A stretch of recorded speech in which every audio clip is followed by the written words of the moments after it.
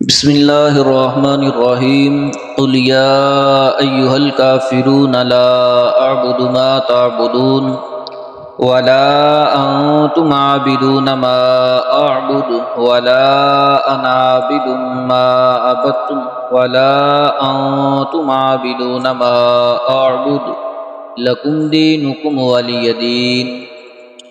اے محبوب تم فرماؤ، اے کافرو، نہ میں پوجتا ہوں جو تم پوجتے ہو، اور نہ تم پوجتے ہو جو میں پوجتا ہوں، اور نہ میں پوجوں گا جو تم نے پوجا، اور نہ تم پوجو گے جو میں پوجتا ہوں۔ تمہیں تمہارا دین اور مجھے میرا دین۔ پاکستان کو وجود میں آئے 76 برس گزرنے کو ہیں۔ پاکستان اللہ تعالیٰ کی نعمتوں میں سے ایک نعمت ہے۔ پاکستان دنیا کا واحد ملک ہے جو نظریاتی طور پر اور اسلام کے نام پر مارز وجود میں آیا۔ دو قومی نظریے پر بننے والا یہ پہلا ملک ہے۔ ملکوں کے جغرافیے پہلے نظریے میں بعد میں ہوتے ہیں، اور مگر ملک پاکستان وہ ملک ہے جس کا نظریہ پہلے جغرافیہ بعد میں ہے۔ اس کا نظریہ دو قومی نظریہ ہے۔ دو قومی نظریہ کیا ہے؟ 1885 میں انڈیا نیشنل کانگریس کے نام سے ایک سیاسی تنظیم کی بنیاد رکھی گئی۔ اس تنظیم نے مسلمانوں کو دھوکہ دینے کے لیے متحدہ قومیت کا نظریہ، یک قومی نظریہ پیش کیا۔ بھارت اور ہندو مسلم بھائی بھائی کے نام کے نعرے لگائے گئے، یعنی کہا کہ ہندوستان میں بسنے والے سب ایک ہی قوم ہیں، خواہ وہ مسلمان ہوں، ہندو ہوں یا کسی اور مذہب کے ماننے والے ہوں۔ جب سبھی ایک قوم ہیں تو سب مل کر انگریز کو ہندوستان سے نکالیں گے۔ اس نظریہ کے پیچھے یہ سازش تھی کہ انگریز کے یہاں سے جانے کے بعد ہندو اکثریت کے باعث مسلمان ہمیشہ کے لیے ہندوؤں کے ماتحت ہو جائیں گے۔ کئی بڑے بڑے لوگوں نے اس تحریک کا حصہ بن گئے، حتیٰ کہ بانی پاکستان محمد علی جنابی پہل کچھ عرصہ اسی تحریک کا حصہ رہے۔ ابوالکلام آزاد اور مدرسہ دیوبند کے تربیت یافتہ لوگ اس سوچ کو پھیلانے میں پیش رہے، حتیٰ کہ کئی مساجد میں ممبر پر بٹھا کر گاندھی سے تقریریں کروائی گئیں۔ ایک کانگریس نواز نمور شخصیت ظفر الملک نے یہاں تک کہا کہ اگر نبوت ختم نہ کی گئی ہوتی تو گاندھی نبی ہوتے۔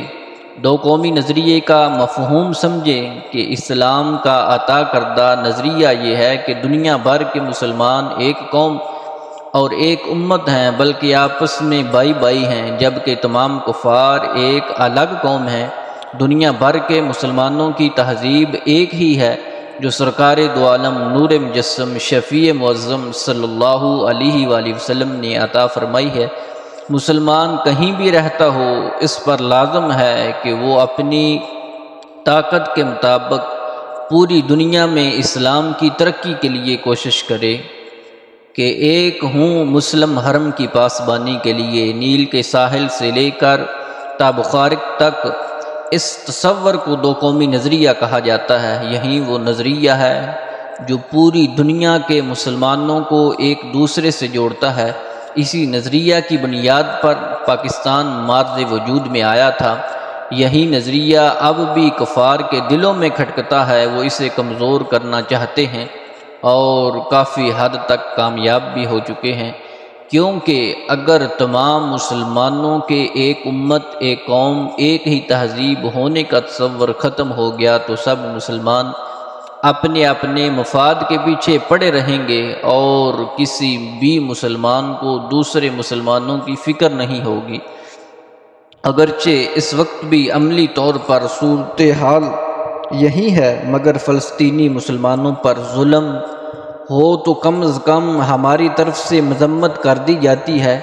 کشمیری مسلمانوں کے حق میں عرب ممالک کم از کم قرارداد پاس کر دیتے ہیں۔ اگر دو قومی نظریہ اور امت کا تصور ختم ہو گیا تو ایسا بھی نہیں ہوگا۔ دو قومی نظریہ قرآن کریم کی روشنی میں قرآن کریم کی متعدد آیات کریمہ سے دو قومی نظریہ کی افکار واضح ہوتی ہے۔ ہندو اور مسلم یہ دو قومیں سینکڑوں سال تک ایک دوسرے کے ساتھ رہیں، لیکن ہندو اور دیگر کفار ایک الگ قوم ہیں، مسلمان ایک الگ قوم ہیں، ان کی اپنی پہچان ہے۔ اسی نظریہ کو اللہ رب العالمین نے قرآن پاک میں بیان فرمایا، قُلْ یَا أَيُّهَا الْکَافِرُونَ۔ اس آیت میں انسانوں کی دو قسمیں بتائی گئی ہیں، کافر اور مومن۔ یہ ایمان کے لحاظ سے تمام انسانوں کی تقسیم ہے، اسی کو دو قومی نظریہ کہا جاتا ہے۔ اس آیت کریمہ کا شان نزول کچھ اس طرح ہے۔ قریش کی ایک جماعت آقا کریم صلی اللہ علیہ وآلہ وسلم کے پاس آئی، حضور سے کہا کہ آپ ہمارے دین کی پیروی کیجئے، ہم آپ کے دین کی پیروی کریں گے۔ ایک سال آپ ہمارے معبودوں کی عبادت کریں، ایک سال ہم آپ کے معبود کی عبادت کریں گے۔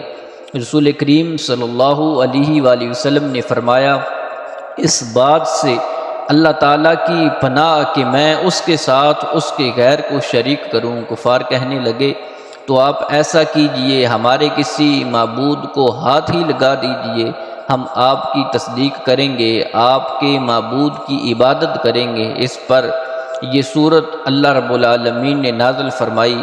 حضور نبی رحمت صلی اللہ علیہ وآلہ وسلم مسجد حرام میں تشریف لے گئے، وہاں قریش کی وہ جماعت موجود تھی جس نے حضور سے یہ گفتگو کی تھی۔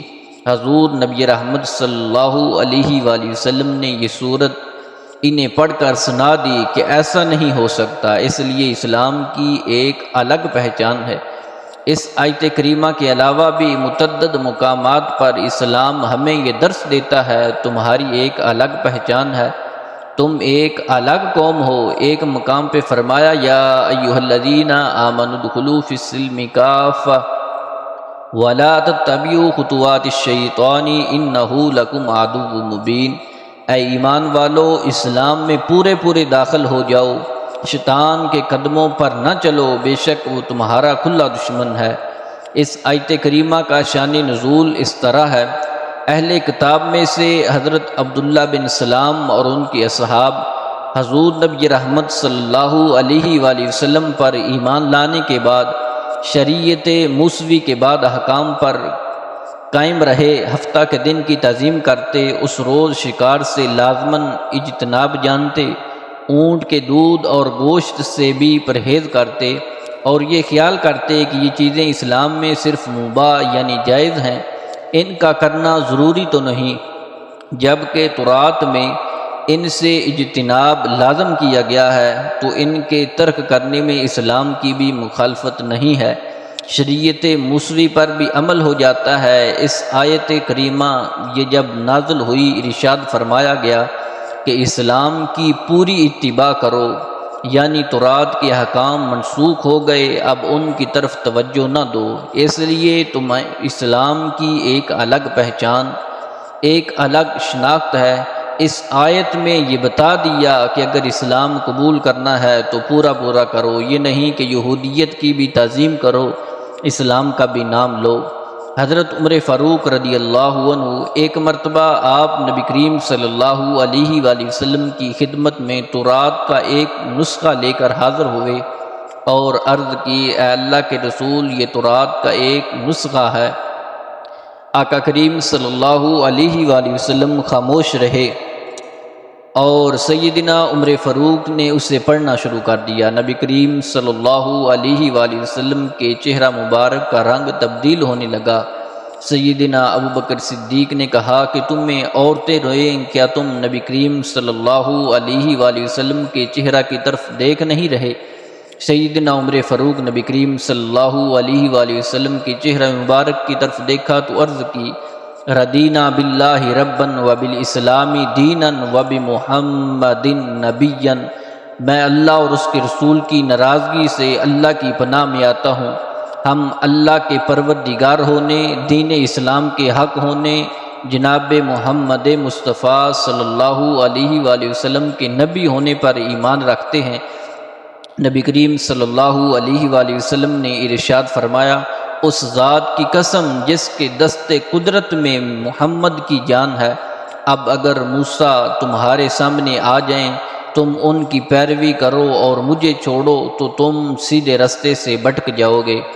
آج اگر موسیٰ علیہ السلام زندہ ہوتے تو میری نبوت کا زمانہ پا لیتے تو وہ بھی میری پیروی کرتے۔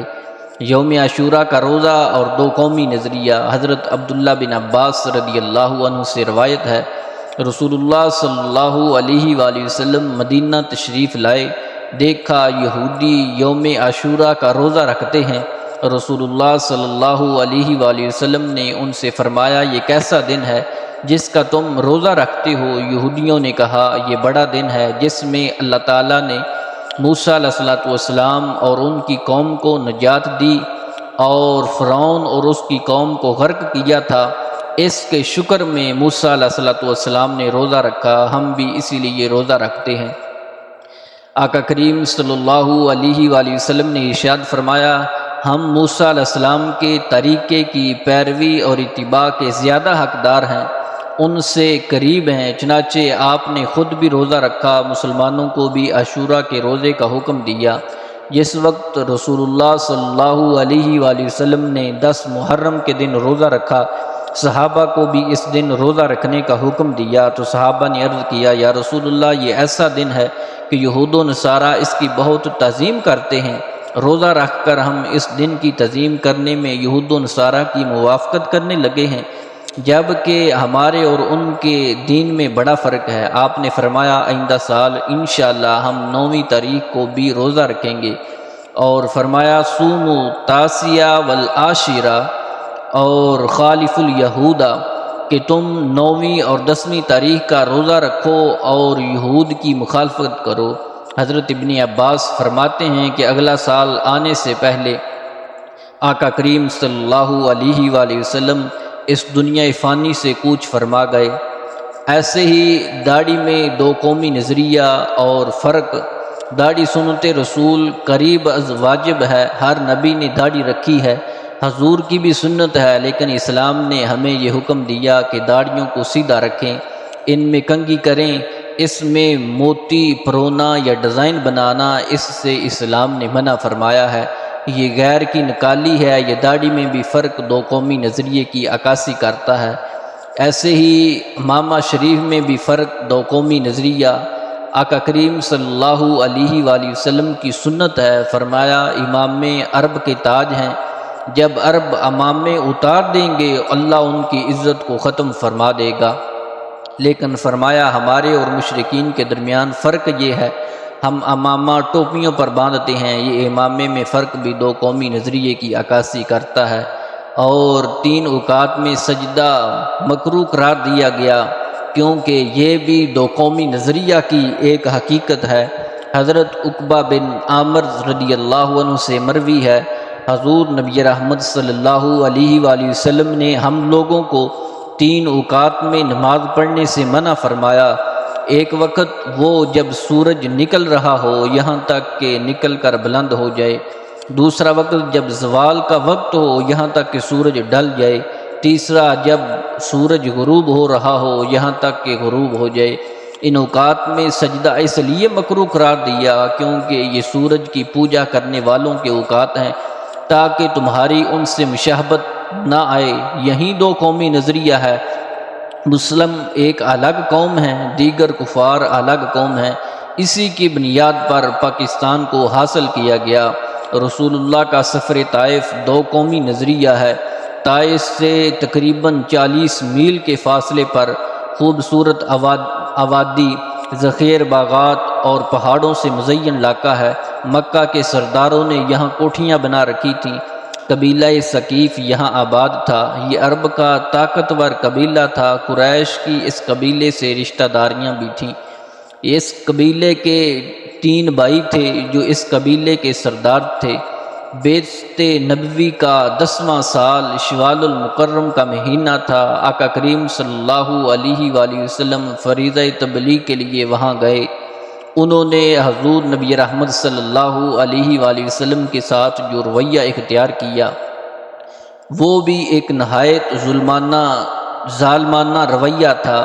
اور ان لوگوں نے آقا کریم صلی اللہ علیہ وآلہ وسلم کی دعوت پر لبیک نہ کہی جو نبی کریم صلی اللہ علیہ وآلہ وسلم کامیابی کی راہ ان کے لیے لے کر گئے، انہوں نے اس کا انکار بھی کیا۔ حضور نبی رحمت صلی اللہ علیہ وآلہ وسلم کا مذاق بھی اڑایا اور حضور کے ساتھ انہوں نے ظلم بھی کیا، اوباش گنڈوں کے ذریعے حضور کے قدموں مبارکوں کو زخمی بھی کیا۔ اور ان لوگوں نے جب یہ رویہ اختیار کیا، آقا کریم صلی اللہ علیہ وآلہ وسلم کی خدمت اقدس میں جبریل امین بھی حاضر ہوئے اور وہ فرشتہ بھی حضور کی خدمت اقدس میں حاضر ہوا جس کی ڈپٹی پہاڑوں پر لگائی گئی ہے۔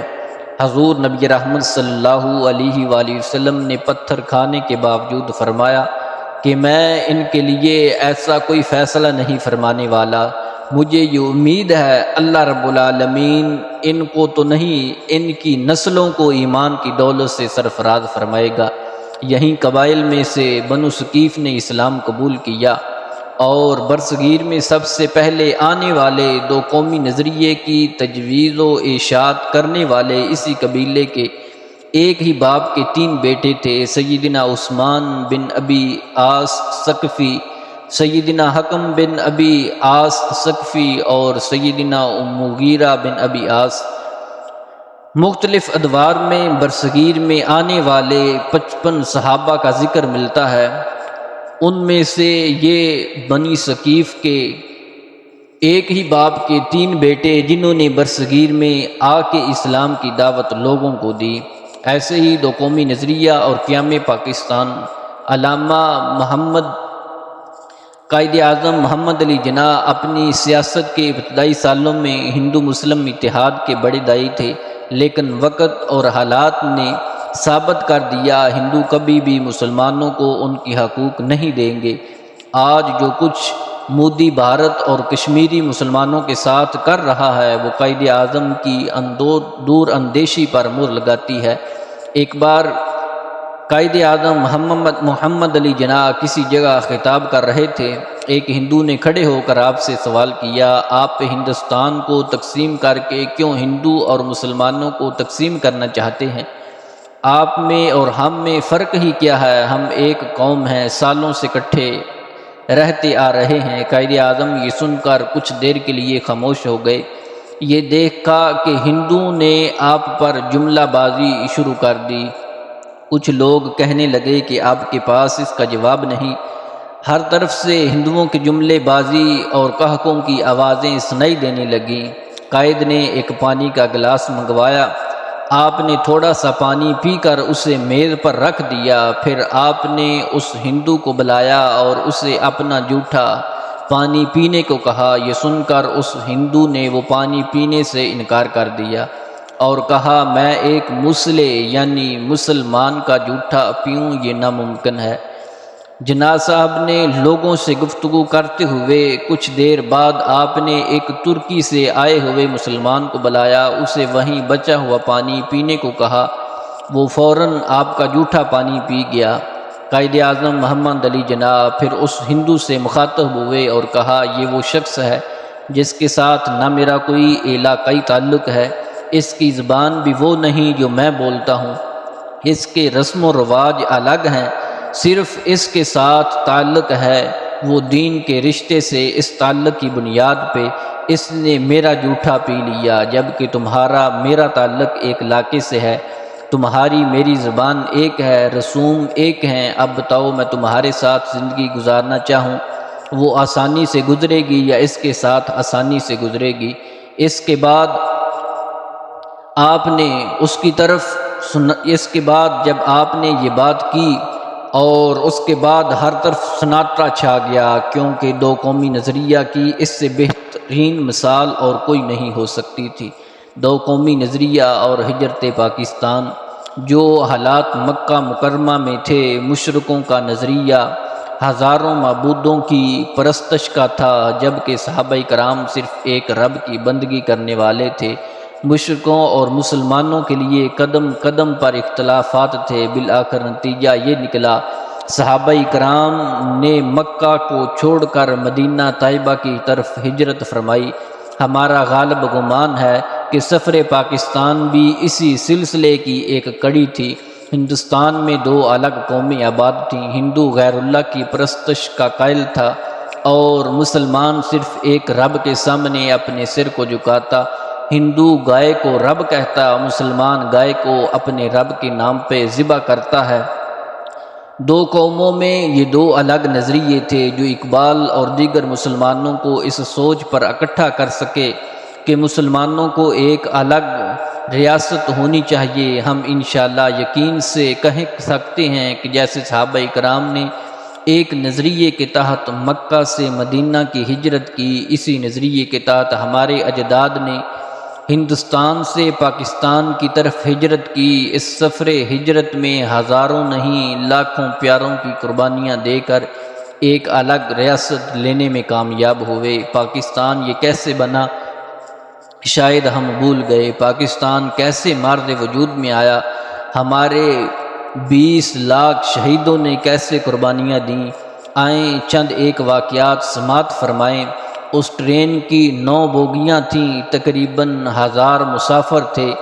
جب گاڑی لاہور ریلوے اسٹیشن پر آ کر رکی تو صرف 8 مسافر زندہ تھے، وہ بھی بری طرح زخمی تھے۔ پوری ٹرین جیسے خون میں نہا کر آئی تھی۔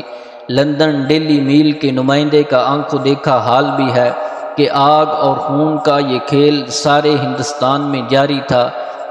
لاکھوں لوگوں کو ہجرت کرنا پڑی صرف دلی اور لاہور کے راستے۔ ٹرینوں پر 54 سے زائد حملے ہوئے۔ سب سے زیادہ مہاجرین مشرقی پنجاب سے ہجرت کر کے پاکستان داخل ہوئے۔ لدھیانہ اور امرتسر کے درمیان سکھوں کے مسلح جتھے ٹرینوں کو روک کر ظلم کی تاریخ رقم کرتے رہے۔ ایک ایسی ہی اسپیشل ٹرین مہاجرین محکمہ دفاع کا عملہ اور ان کے اہل و عیال کو لے کر پاکستان آ رہی تھی، اسے بھی روک لیا گیا۔ نہ جانے کتنی عورتوں کو اغوا کیا گیا۔ جب خون کا دریا عبور کر کے یہ ٹرین پاکستان پہنچی تو اس میں 460 لاشیں ملیں۔ کبھی یہ ٹرین روک کر جب مسلمان بچے کرپانوں پر اچھالے گئے جا رہے تھے، تبھی حفاظتی عملہ ایک طرف کھڑے ہو کر قتل عام کا تماشا دیکھ رہا تھا۔ بے شمار لاشیں قریبی نہر میں پھینکی گئیں۔ تقریباً خالی ٹرین پاکستان پہنچی۔ ہندوؤں کی وحشیت بربریت کا اندازہ لگائیں۔ جب مہاجرین کی آمد کا سلسلہ جاری تھا، قیام پاکستان کے بعد پہلی عید آئی تو ایک مال گاڑی لاہور اسٹیشن پر آ کر رکی، جس میں ایک بوگی میں بچوں کے سر، عورتوں کی کٹی ہوئی چھاتیوں کا ڈھیر لگا ہوا تھا اور بوگی کے باہر لکھا ہوا تھا، پاکستان کے لیے عید کا تحفہ۔ ہندوستان سے ہجرت کر کے آنے والی ایک عورت کی داستان۔ ایک مسلمان عورت جو انڈیا سے ہجرت کر کے پاکستان آئی کہتی ہے، قیام پاکستان کے اعلان کے فوراً بعد شمالی ہندوستان کے طول و عرض میں ہندو مسلم فساد پھوٹ پڑے۔ انسانی اور اخلاقی قدریں محض قصہ ماضی بن کر رہ گئیں۔ سال ہا سال سے اکٹھے رہنے والے ایک دوسرے کے خون کے پیاسے بن گئے، جو یہ کہتے تھے کہ ہم ایک قوم ہیں۔ جب یہ اعلان ہوا تو وہ لوگ مسلمانوں کے خون کے پیاسے بن گئے۔ ان حالات میں میرے والد نے گاؤں کے دوسرے لوگوں سے مشورے کے بعد پاکستان کی طرف ہجرت کا فیصلہ کیا، لیکن ہندوؤں اور سکھوں کو یہ بات بھی گوارا نہ ہوئی۔ عین ہماری روانگی کے وقت آس پاس کے گاؤں سے مسلح جتھے وہاں پہنچ گئے۔ چشمے زن میں تمام مردوں کو تہہ و تیگ کر دیا۔ نوجوان لڑکیوں کو ان کی ماؤں کے سامنے احتجاجی ہوس کا نشانہ بنایا گیا۔ آج بھی جب ان دل خراش مناظر کو چشمے تصور سے دیکھتے ہیں تو یقین نہیں آتا کہ ابن آدم ذلت کی ان گہرائیوں تک بھی جا سکتا ہے۔ میرا معصوم بھائی باقی بچوں کی طرح ڈرا سا کھڑا تھا جب اس نے چند حیوانوں کو میری طرف بڑھتے ہوئے دیکھا جن پر میری منت سماجت کا کوئی اثر نہیں ہو رہا تھا، تو بھاگ کر میرے سامنے آ گیا۔ مجھے اپنی پناہ میں لے لیا۔ ایک ہندو نے اپنی کلہاڑی کا زوردار وار اس معصوم کی گردن پر کیا، جس سے اس کا تن سر سے جدا کر دیا۔ جب وہ سر بھی دور جا کر پڑا، اس پر اس ظالم نے شیطانی ہنسی ہنستے ہوئے کہا، اگر مجھے معلوم ہوتا تمہاری گردن اتنی کمزور ہے تو اپنی کلہاڑی تمہارے گندے خون سے ناپاک نہ کرتا۔ اب مجھے اپنی کلہاڑی گنگا میں دھو کر پاک کرنا پڑے گی۔ یہ کہہ کر وہ بھی شیطانی کھیل میں شامل ہو گیا۔ یہ سب کچھ ہونے کے باوجود زمین پھٹی نہ آسمان ٹوٹ کر گرا۔ تمام بوڑھی عورتوں کو قتل کرنے کے بعد سب لڑکیوں کو وہ ایک حویلی میں لے گئے۔ سب قطار بنا کر کھڑے ہو گئے، باری باری اپنے اشرف المخلوقات ہونے کا ثبوت فراہم کرتے گئے۔ نئے آنے والے قطار کے آخر میں اپنی باری کے انتظار میں کھڑے ہو جاتے۔ اس عمل میں زندہ بچ جانے والی چند خوش نصیب یا بد نصیبوں میں وہ بھی شامل تھیں۔ اس کے بعد میں ایک کے ہاتھ سے دوسرے تک پہنچ رہی تھی۔ آخر سوہن سنگھ نے مجھے اپنے گھر ڈال لیا، شادی بھی کر لی۔ 7 سال بعد سوہن سنگھ جب وہ مر گیا، اس کے چھوٹے بھائی نے مجھ سے شادی کر لی۔ یہ ایک ایسی عورت کی داستان ہے جس کے سارے خاندان کو قتل کر دیا تھا۔ ایسے ہی ایک کٹھن سفر۔ پنجاب میں ہر طرف بربریت کا راج تھا۔ ریل گاڑیوں کے ڈبے انسانی لاشوں سے الٹے ہوئے تھے۔ ریل کی پٹری کے دونوں طرف لاشیں بکھری ہوئی نظر آتی تھیں۔ ریل گاڑیوں میں منظم انداز میں حملے کرتے تھے۔ اس مال گاڑی پر کئی دفعہ حملہ ہوا، مگر حسن پور کے مکینوں کی اس دفعہ قسمت کچھ بہتر تھی۔ مال گاڑی کے ڈبوں کی دیواریں انہیں دور سے آنے والی گولیوں سے بچاتی رہیں۔ یہ مال گاڑی واگا سے ہوتی ہوئی ملتان کے رستے شجاع آباد پہنچ کر رک گئی۔ حسن پور کے باسیوں نے کافی دن مال گاڑی کے ڈبوں میں گزارے۔ یہ وہ وقت تھا جب بارشیں زور پر تھیں، جس کی بنا پر وبائی بیماریاں پھیل گئی تھیں۔ حسن پور والے جب گاؤں سے نکلے تھے، بہت معمولی ساز و سامان ساتھ لائے تھے۔ اس سامان کا بھی ایک حصہ راستے میں لٹ گیا، اور یوں موسم تبدیل ہونے اور مناسب کپڑے دستیاب نہ ہونے کی بنا پر بہت سے لوگ، خاص طور پر بچے، بیمار پڑ گئے۔ پھر کئی ہفتے بعد انتظامیہ نے شجاع آباد کے ان خالی مکانوں تک جہاں ان کی رسائی تھی، وہاں ہندوستان سے آنے والے لوٹے پھوٹے لوگوں کو آباد کیا۔ یہ بھی ایک المیہ تھا۔ آباء و اجداد کے مکانات، قبروں کو چھوڑ کر آنے والوں کو ان مکانات میں پناہ ملی اور حملوں سے بچنے کے لیے چھوڑے گئے تھے۔ سکھوں نے جو آج ظلم کیے اور انہوں نے پنجاب میں اپنے آپ کو منظم کیا، انہوں نے اپنی نیم فوج تنظیموں سے ہنگامے شروع کر دیے۔ سکھوں اور ہندوؤں نے مسلمانوں کے مکانوں پر حملے شروع کر دیے۔ پھر یہ ہنگامے ایک شہر سے دوسرے شہر پھیلتے چلے گئے۔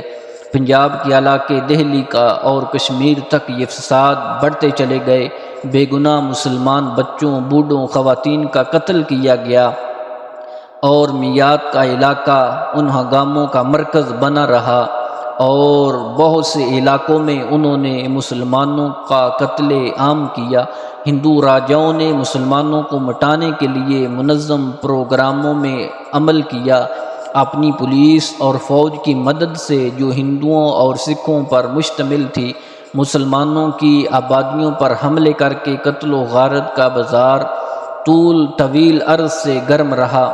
ریاست مسجدوں کو معمار کرنے اور ان کے ملبے کو صاف کرنے کا ٹھیکہ دیا گیا۔ تمام مساجد اور مقدس مزاروں کو مکمل طور پر تباہ کر کے ان کا نام و نشان مٹایا گیا۔ ہزاروں نوجوان مسلمان لڑکیوں نے اپنی عزت و آبرو کے تحفظ کی خاطر کنوؤں میں چھلانگیں لگا کر اپنے آپ کو ختم کر دیا۔ ایسے ہی بہت سے لوگوں نے اسلام کے لیے اور اس ملک پاکستان کے لیے قربانیاں دیں۔ آج ہم یہ بھول گئے کہ یہ پاکستان کیسے بنا، اور اس ملک پاکستان کے لیے کتنے لوگوں نے اپنی جانوں کے نذرانے پیش کیے۔ اگر پاکستان نہ بنتا تو مسلمانوں کی علیحدہ قومی حیثیت ختم ہو جاتی۔ اس کے لیے ہندوستان کے موجودہ حالات کو سامنے رکھیے۔ وہ ہندو قومیت کا محض ایک ضمیمہ ہوتے ہوئے ان کے مذہب اور تہواروں پر پابندیاں لگا دی جاتی، مساجد کو مندر میں تبدیل کر دیا جاتا۔ بابری مسجد کا واقعہ سب کے سامنے ہے۔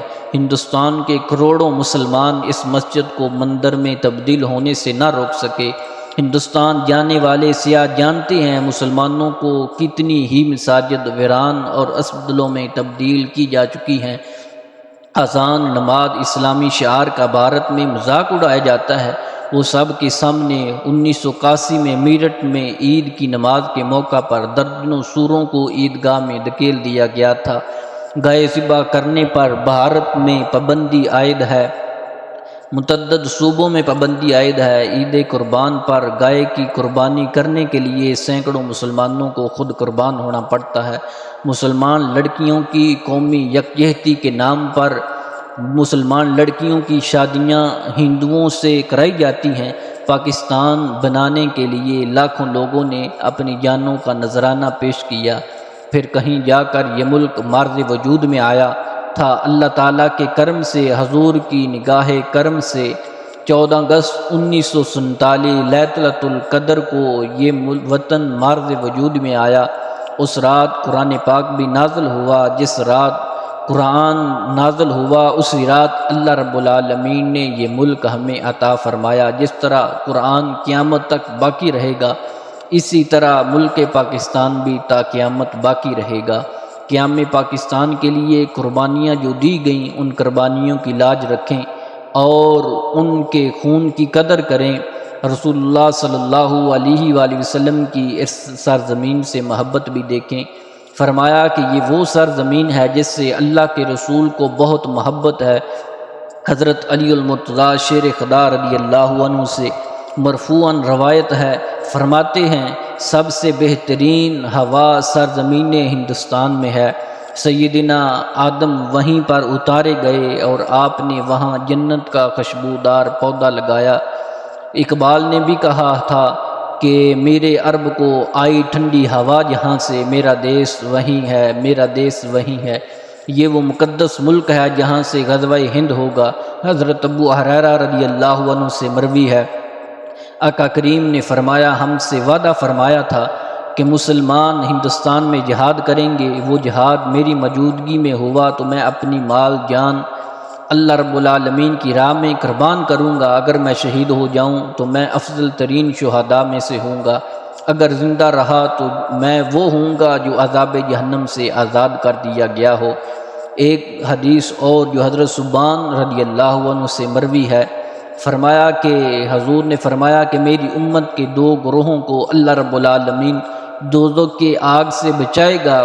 ان میں سے ایک ہندوستان میں جہاد کرنے والے اور دوسرا گروہ حضرت عیسیٰ علیہ السلام کے ساتھ ہوگا، جو آزادی اور آزادی کے عملی تقاضے جو ہیں ان کو مد نظر رکھیں کہ اللہ رب العالمین نے اتنی بڑی نعمت عطا فرمائی ہے اور ہمیں صرف 14 اگست ہی یاد رہتی ہے اور باقی سال کے 364 دن ہم اسے بھول جاتے ہیں کہ ہم بھول جاتے ہیں اس وطن کے قیام کے لیے کتنی بہنوں نے اپنی عزتوں کی قربانیاں دیں، کتنی ماؤں نے اپنے جوان اس آزادی کی راہ میں شہید کروائے تھے، کتنی عورتوں کے سہاگ اس مادر وطن کے ماتھے کی سرخ بندن بن گئے تھے۔ یاد رہتا ہے تو یہ کہ جشن آزادی کی رات موٹر سائیکل کے سلنسر نکال کر وہاں پہ لوگوں کو یہ ناچ گانا کر کے دکھانا، اور آزادی حاصل ہو تو اس وقت کیا کرنا چاہیے یہ ہم بھول جاتے ہیں۔ اللہ تعالیٰ نے آزادی کی بہاروں سے نوازا تو اس آزادی کے تقاضوں کو بھی سمجھیں کہ جب اللہ رب العالمین آزادی عطا فرمائے تو اللہ رب العالمین کا یہ انعام ہے، انعام الہی پر شکر الہی کرنا بھی ضروری ہے کہ جس وقت اللہ رب العالمین نے حضور نبی رحمت صلی اللہ علیہ وآلہ وسلم کو فتح مکہ نصیب فرمایا، حضور نبی رحمت صلی اللہ علیہ وآلہ وسلم نے اس فتح کی خوشی میں چاشت کی نماز 2 رکعت کی بجائے 8 رکعتیں ادا کی۔ اس سے یہ پتہ چلا کہ جب اللہ رب العالمین آزادی عطا فرمائے، فتح عطا فرمائے، اس پر ناچ گانا نہیں بلکہ اللہ رب العالمین کا شکر ادا کرنا چاہیے اور عاجزی انکساری اختیار کرنی چاہیے۔ قوموں کی آزادی در حقیقت نعمت الہی ہے۔ اس موقع پر فخر و تکبر سے پرہیز کرنا چاہیے، کیونکہ آزادی دینے والی صرف اللہ رب العالمین کی ذات ہے، اور اقامت دین کی کوشش کرنی چاہیے کہ حصول آزادی کے بعد سب سے اہم فریضہ یہ ہے کہ اس کلمے والی دھرتی پر رب کے نظام کو نافذ کیا جائے، اور کیونکہ اللہ کا حکم بھی ہے، ملک پاکستان بنانے کا مقصد بھی یہی تھا کہ پاکستان میں دین کا نفاذ کیا جائے۔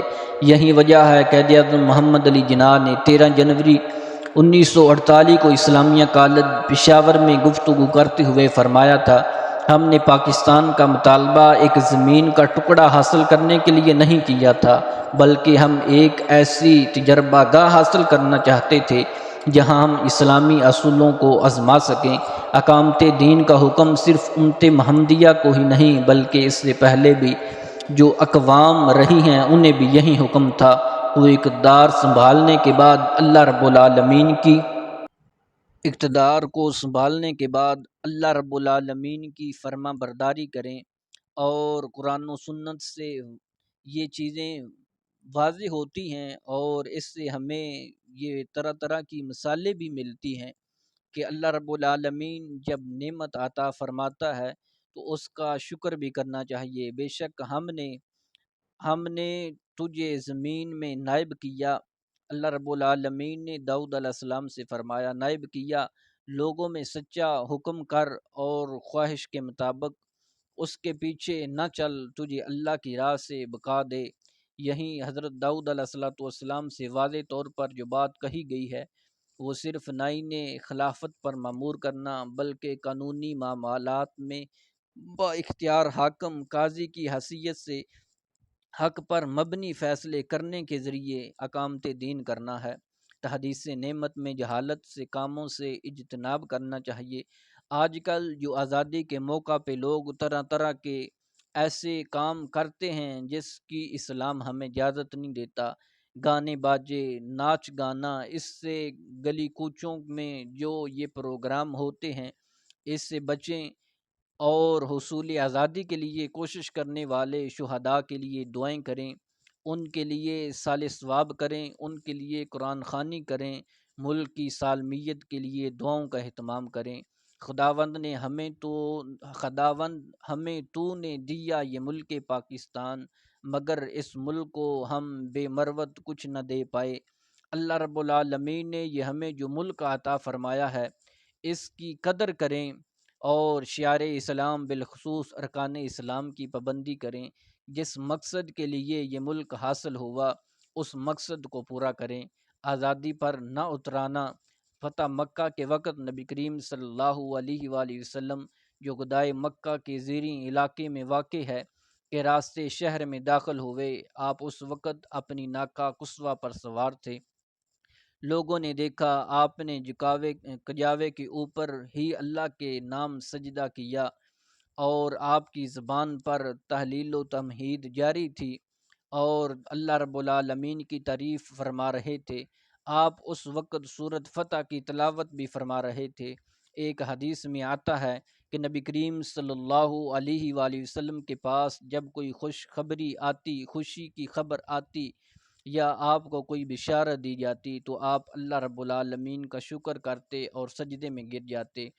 اور جن علماء نے اس ملک پاکستان کے لیے اپنی قربانیاں دیں ان کے لیے بھی دعاؤں کا سلسلہ جاری رکھیں، ان کے لیے بھی قرآن خوانی کریں، اور اس کے علاوہ جن عورتوں نے اپنی عزتوں کو بھی پامال کروایا، جن نوجوانوں نے اپنی جانوں کے نذرانے پیش کیے، جن ماؤں نے اپنی آنکھوں کے سامنے دیکھا کہ ان کے جوانوں کو اس ملک پاکستان کے لیے قربانیاں دینا پڑیں، 20 لاکھ لوگوں نے اس ملک پاکستان کو حاصل کرنے کے لیے اپنی جانوں کے نذرانے پیش کیے، اور یہ دریائے ستلج کئی دنوں تک یہ سرخ رنگ میں بہتا رہا، کہ اتنی لوگوں کا، مسلمانوں کا اتنا قتل عام ہوا، سکھوں نے، ہندوؤں نے مسلمانوں پر اتنا ظلم کیا، اتنا مسلمانوں کا خون بہایا کہ کتنے دنوں تک یہ دریائے ستلج سرخ رنگ میں